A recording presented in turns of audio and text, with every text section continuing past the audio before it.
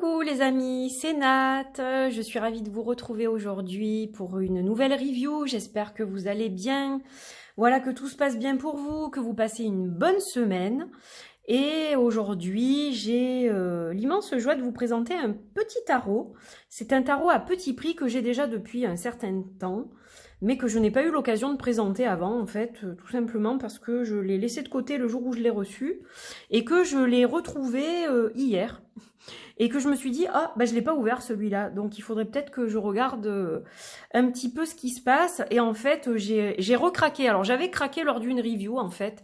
Une review faite par un youtubeur ou une youtubeuse, d'ailleurs, je ne sais plus, anglophone. Et quand je l'ai vu, j'ai complètement craqué, en fait. J'adore les chats. J'ai plusieurs oracles et tarots sur les chats. Je ne les ai pas tous. Il y en a plein sur le marché. Et celui-ci, c'est vrai qu'il avait attiré mon attention. Déjà parce que les chats sont en teinte de gris et blanc. Pas vraiment noir et blanc, plutôt gris et blanc. Ça détonne un peu avec les couleurs qui sont par touche comme ça dans les cartes. Vous allez voir, c'est super joli. Ces chats ont un faciès et je sais pas, une identité. Ils ont quelque chose de spécial. C'est pas comme la plupart des chats qu'on peut voir dans les oracles et les tarots. Ils sont assez particuliers. Alors c'est vrai que on va quand même l'artiste Ana Juan, puisqu'elle est espagnole, a genré quand même les chats. Vous allez voir que quand c'est des cartes avec des énergies féminines, on voit quand même que la poitrine est plus développée. C'est assez discret, mais on a quand même ce côté un peu plus féminin dans certaines cartes et plus masculin dans d'autres. Donc elle a gardé, on va dire, entre guillemets, les caractéristiques d'un tarot classique. Et j'aime beaucoup le travail qu'elle a fait en termes d'illustration. Le seul truc que je n'aime pas forcément dans ce tarot, c'est le livret, qui n'a pas vraiment énormément d'intérêt puisqu'il ne reflète pas la vision de l'artiste. Et c'est dommage parce que j'aurais vraiment aimé un livret avec peu de choses peut-être, mais la vision de l'artiste. Pourquoi elle a fait les choses comme ça, voilà, quelle vision elle a du tarot, etc.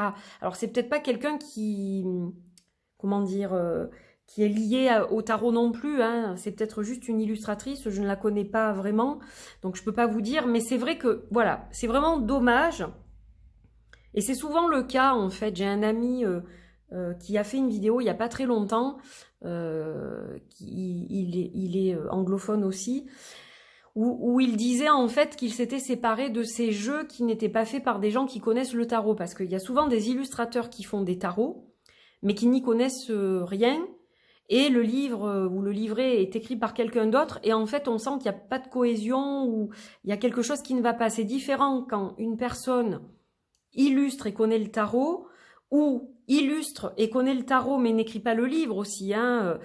C'est différent de quand la personne ne connaît pas du tout et que du coup le livret est écrit par quelqu'un d'autre et que ça reflète pas du tout, il n'y a aucun lien avec les illustrations en fait, si vous voulez. C'est ça qui est dommage, voilà. C'est le seul truc que j'ai à reprocher à ce jeu. Sinon c'est un jeu qui est à tout petit prix, je crois qu'il se trouve aux alentours de 13-15 €, quelque chose comme ça. Donc c'est un tarot qui est paru chez Fournier. Alors j'aime beaucoup les tarots de Fournier, je trouve qu'ils sont de qualité. Les cartes sont un peu petites, donc ça aussi. Avec un tarot comme ça, j'aurais aimé de plus grandes cartes, parce que voilà, il est tellement beau. Mais bon, voilà, on a une boîte, c'est une Tug Box. Tout ce qu'il y a de plus classique, mais elle est quand même solide, hein. On a quand même du bon carton. Après, moi, je pense que je vais quand même le glisser dans un pochon. Voilà, parce que j'aimerais le conserver, enfin, conserver la boîte en bon état. Et si j'arrête pas de l'ouvrir, de la fermer, je sais qu'elle tiendra pas forcément le coup sur du long terme. Donc les cartes, je vais les mettre ici. On va juste faire un tour vite fait du guidebook. Donc vous voyez, c'est un guidebook dépliant comme ça là. C'est du classique, hein, chez Fournier, c'est toujours un peu la même chose. Le français, il est là. Comment ça se présente, voilà. Qu'est le tarot? Arcane majeur. Donc je vais vous lire la carte du mât, du fou. représente l'esprit à l'endroit folie, irréflexion, extravagance, manque discipline, inconsidération, délire, frénésie, incertitude, désinvolture, passion, enthousiasme à l'envers, choix erroné, indécision, apathie, décision erronée. Bon, là, on est dans du super classique au niveau de des explications des mots-clés. On n'a même pas d'explications, on a vraiment des mots-clés. Et du coup, on a rien qui mentionne vraiment l'essence du chant en question. Voilà. Donc, je vais pas aller plus loin avec le livret. C'est pas le but de la vidéo non plus. Le but, c'est les cartes et vous allez voir qu'elles sont sublimes. Donc, voilà le dos qui est dans des couleurs un peu orangées, je dirais plutôt. Donc, on a des silhouettes de chats. Il se lit envers endroit. Et on a le nom de l'artiste, mais qui est très discret, au-dessus de l'œil de chat. Anarwan, voilà. Mais c'est discret, ça se voit franchement pas beaucoup. Hein. Donc ça passe très bien, il n'y a aucun souci à ce niveau-là. Donc j'aime bien le dos. La tranche est neutre. Donc on a une carte de présentation qui est comme ça, qui représente la carte du battleur ou du magicien. Plusieurs langues qui sont reprises dans le livret du coup. Voilà. Et donc voilà comment se présentent les cartes. Alors, on a un cadre blanc avec 2 bandeaux, un avec le numéro des cartes et l'autre avec le nom qui est à la fois en espagnol, à la fois en anglais. Donc ça, c'est bien. Voilà, ça me perturbe pas plus que ça. Je trouve sympa qu'il y ait les 2 langues. Et donc, on va retrouver chaque fois ce chat gris qui envahit en fait toutes les cartes. Hein. Donc on va le retrouver dans toutes les situations des arcanes. Là on a le fou, donc on a bien le côté falaise. Bon, même si c'est plus moderne, ça a l'air d'être le toit de quelque chose, d'un immeuble ou quoi. Donc le chat sur un toit, c'est plus logique. Donc là on voit qu'il a un pied dans le vide. On va retrouver donc la symbolique de la falaise. On a un parapluie en guise de bâton avec son, comment on appelle ça? Son petit baluchon, voilà.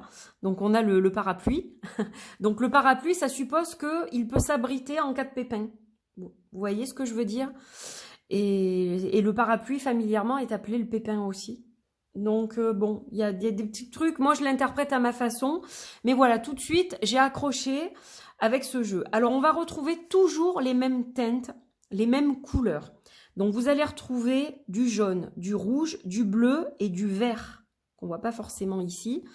Donc, ces couleurs sont les couleurs des suites, en fait, tout simplement. Et je vous ai mis d'ailleurs les symboles des suites ici. Et j'ai un chat gris, bizarrement, que j'ai depuis longtemps. Je me suis dit qu'il était parfait pour la vidéo. Donc, voilà, il va nous accompagner. Donc, la carte du fou, on va retrouver la rose, on va retrouver pas mal de symboliques. Donc, la symbolique est assez bien conservé, je dirais, assez bien montré. Voilà, on a le magicien. Donc, le fou en 0, ça suppose un rider. Mais maintenant, on va voir où est la carte de la justice. Elle est en 8. Donc, nous sommes sur un modèle, je dirais, mi-rider, mi-Marseille. Vous l'interpréterez comme vous voulez. Hein. Mais voilà, normalement, le mât n'est pas en 0 dans le Marseille. Hein. Donc, le magicien. Donc, on va retrouver une scène un peu identique au magicien du tarot. Il est bien connecté au ciel et à la terre. Il peut manifester ses idées et les rendre réelles. Hein. On a vraiment ce côté-là. On a les fleurs. Voilà, il a des dés. Donc, on a un côté un peu aussi hasardeux. Mais pour moi, ça va plutôt représenter que voilà, les dés sont jetés. Maintenant, il n'y a plus qu'à. Quelque part, on a le serpent là, on a un serpent autour de sa taille aussi, qui peut évoquer le fait de transformer les rêves en réalité, par exemple. Donc, bon, je ne vais pas toutes vous les faire, mais juste pour vous montrer ce que j'en pense. Et j'aime bien le petit ventilo au-dessus de la tête qui représente le 8 de l'infini. Donc, voilà, c'est assez bien retranscrit, je trouve. La grande prêtresse, qui est magnifique. On va retrouver les piliers. Voilà, on retrouve pas mal de choses. L'œuf cosmique ici. Le livre des connaissances ou la Torah, on a pas mal de choses. Alors vous voyez ce que je vous disais, donc là elle a des croix sur la poitrine pour cacher cette poitrine pour que ce soit virginal en quelque sorte. L'impératrice, donc qui est plus dans l'abondance, avec le ventre rebondi, on voit un petit peu la poitrine qui est dessinée comme ça, donc vraiment jolie. Et donc toujours dans les majeurs, vous allez retrouver les 4 teintes des suites en fait. L'empereur, il est trop beau, j'adore. Le hiérophant, les amoureux, j'adore. Alors, on a la notion de choix dans la carte de l'amoureux, évidemment, toujours. On a la relation sentimentale, mais on a aussi la dualité. Et là, on peut être dans une dualité avec soi-même. Ça ressort bien, je trouve. Le chariot, j'aime beaucoup. On voit une différence de couleur dans la pierre qui est au centre du bijou que portent les chats au cou. La justice en 8, donc. Donc j'aurais préféré qu'elle soit en 11, parce que pour moi, vous savez que le 8, c'est la force. Mais bon, c'est pas grave.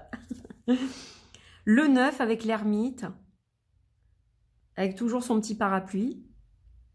Voilà, il protégera sa lumière s'il se met à pleuvoir. La roue de fortune, qui est vraiment sympa. Avec un chat pas très rassuré sur cette roue de fortune quand même. La force qui est juste magnifique. Je crois que c'est ma carte préférée dans tout le tarot. Je la trouve sublime. Le pendu. Souriant, le pendu. La mort qui est vraiment sympa aussi. Avec ce masque comme ça. Et c'est des... Alors, seule représentation humaine du jeu. Hein. Les têtes là. Et oui, j'habite chez mon chat. Voilà, c'est eux qui commandent, hein, c'est pas nous. La tempérance, que j'adore aussi, avec les petites ailes de papillon, c'est trop mignon. Ou de libellule même plutôt, je dirais. Ouais, ça fait plus libellule quand même. Mais j'adore. Le diable, trop beau. Avec la langue qui sort. Voilà. Et lui aussi connecté au ciel et à la terre. Hein. Solve Coagula. La tour, magnifique, il est superbe ce tarot, je suis, waouh. L'étoile, j'adore les étoiles sur le dos du chat, enfin, le petit corbeau là, trop beau. Je sais pas pourquoi, mais la première fois que je l'ai regardé vraiment, c'était hier, j'ai eu le gros coup de cœur, et en fait... je pense qu'à la base, quand je l'ai reçu, il n'était pas pour moi à ce moment-là, c'est tout. Hein. Il faut voir les choses comme ça, je pense. Enfin, c'est ma vision des choses. Mais en fait, il a un petit truc de Dominic Murphy, je trouve. Je ne sais pas pourquoi, dans l'énergie peut-être. Un peu, vous savez, le Alice au Pays des Merveilles de Dominic Murphy. Et aussi, même s'ils n'ont rien à voir hein, l'un avec l'autre, le Polka Tarot. Je ne sais pas pourquoi. C'est... Ouais. En tout cas, j'ai un peu la même vibration peut-être pour ces 3 jeux, je pense. La lune, magnifique, entre chien et loup, on retrouve bien la symbolique. Et la lune chat, hein. Il est là le chat. Il est partout de toute façon. Le soleil, j'adore. Le jugement, j'adore. Le monde, j'adore. Et oui, on a une représentation de visage d'ange là. Mais c'est pas vraiment humain, c'est ange. Alors, les suites. Donc là, on a l'As de Oros, l'Ace of Pentacles, donc les pentacles, avec l'œil de chat, en guise de pentacle, donc j'adore. Et là, en fait, vous avez donc les illustrations en noir et blanc, et vous allez retrouver les couleurs qu'au niveau des suites, du symbole de la suite, et puis de temps en temps des petites touches comme ça, mais très discrètes. Donc j'adore en fait ce mélange de gris et blanc, noir et blanc. C'est pas sépia, c'est particulier, un petit peu comme le Midia le Normand en fait. J'adore. Le 3, donc on a des scènes, hein, c'est pas un Marseille, hein, on a vraiment les scènes du Rider-Waite. C'est pour ça c'est un mélange des deux, ça se fait beaucoup maintenant. le 5 de pentacle. Vous savez, le El Goliath Tarot, je sais que je vais encore le citer, on va m'engueuler, mais c'est pas grave, je m'en fous. Parce que je travaille tout le temps avec. Pour moi, c'est mon tarot de prédilection. Mais je le prends pour exemple parce que il a, dans les arcanes majeurs, le nom des cartes du tarot de Marseille, avec une numérotation Marseille Rider. Parce que si je dis pas de bêtises, le fou, il est en 0, mais la justice est en 8 et la force en 11. Donc voilà, un exemple parmi tant d'autres de ces mélanges. Et pourtant, il se lit comme un rider. Enfin, moi, je le lis comme ça. Après, vous faites comme vous voulez, mais quand on lit le livret de l'artiste et auteur, donc, on voit bien que c'est un rider weight, quoi, basé sur un rider. Le 5, donc on a vraiment la scénette de ceux qui ont tout perdu, qui passent un mauvais moment, quoi. Hein. Le 6 de pentacle. J'adore. Elle distribue les petits poissons. Le 7.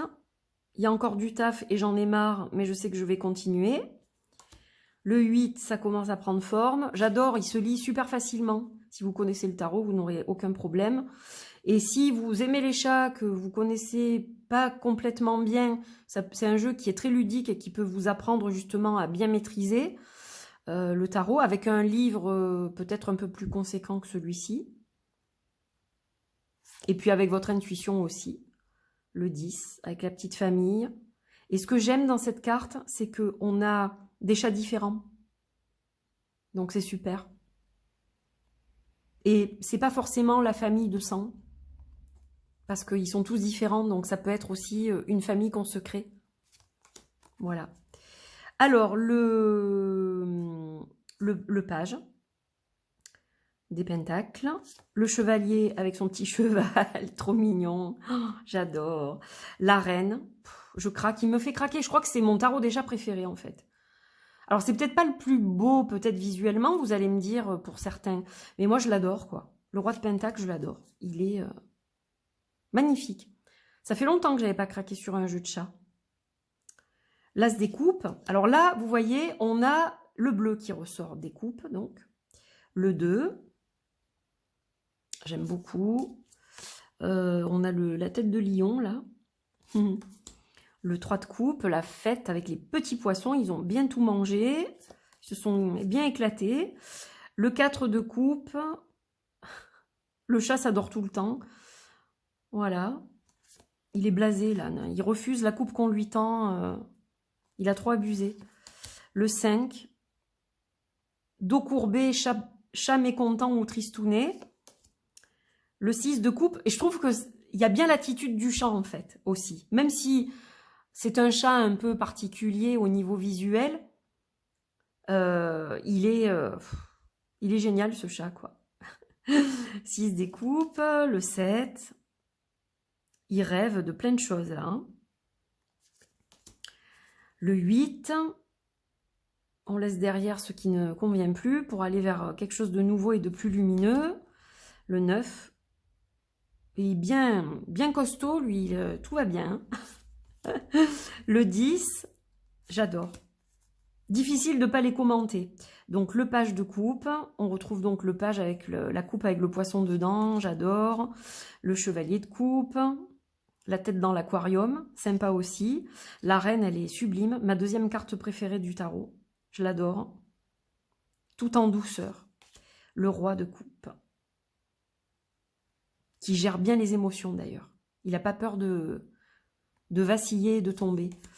Les épées. Donc on a des épées avec du rouge et queue de poisson, j'adore.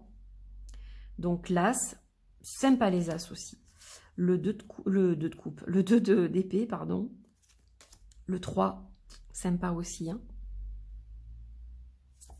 Le 4, oh, le petit chat. Le doux repos, je l'ai appelé, moi, celle-là. Le 5 d'épée. Le 6. 7 d'épée. Le 8. Vraiment magnifique. Hein. 9 d'épée. Ouais. Très bien retranscrit aussi, le 10. J'aime bien la police d'écriture et les chiffres aussi romains. Le 10 d'épée, j'adore. J'adore cette carte parce que en fait, bon ben, on peut pas tomber plus bas, donc il n'y a plus qu'à remonter. Et puis, ben, on a un chat qui médite en fait, qui a décidé de lâcher prise pour se sortir de cette situation épineuse. J'adore. Super bien retranscrit. Le chevalier d'épée, il a sacré coucougnette, lui. Enfin, il est bien viril. Je vous ai dit le page ou le chevalier, je sais plus. Pardon, le page, je sais plus ce que j'ai dit. Le chevalier, fougueux. J'adore, la fougue, elle est trop bien retranscrite dans cette carte. La reine, un peu à l'iroquoise, là, je sais pas, elle a un truc... voilà, c'est... Regardez, le petit oiseau, là, j'adore. Elle est paisible. Le calme... Elle fait le calme dans son esprit pour diriger ses idées dans la bonne direction. Et on sent qu'il y a de la lourdeur au niveau de son passé. Elle a vécu des choses, etc. Mais elle se relève et elle a une fierté comme ça, là, j'adore. Et le roi d'épée qui gère. L'as des bâtons, donc voilà, on a les bâtons avec le feu. Donc on a bien les éléments chaque fois, je trouve, qui sont montrés aussi. Le 2, on fait des plans. Le 3, on les met à exécution. On n'a pas peur des difficultés, on y va là. Le 4 de bâton, trop belle aussi. J'aime beaucoup parce que là, on a une carte, moi j'y vois un couple quand même, hein, voilà, ou quelqu'un de très proche. Chacun donne à l'autre. Et c'est ça qui crée la stabilité. Il y a un vrai échange. J'adore. Il est très sensé ce tarot. L'artiste a fait un bon boulot. Je ne sais pas si elle connaît le tarot ou pas, mais en tout cas, bravo à elle. Le 5, c'est un peu le bordel. Hein. Faut dire ce qui est. Le 6 de bâton. La victoire est en chemin. Le 7, seul contre tous. Le 8, avec la rapidité comme ça. Et puis on a un chat qui crie. On a vraiment quelque chose qui se manifeste là. Le 9, donc chat échaudé craint le feu. Donc on va faire attention quand même. Hein. On reste prudent, on va dire. 10 de bâton.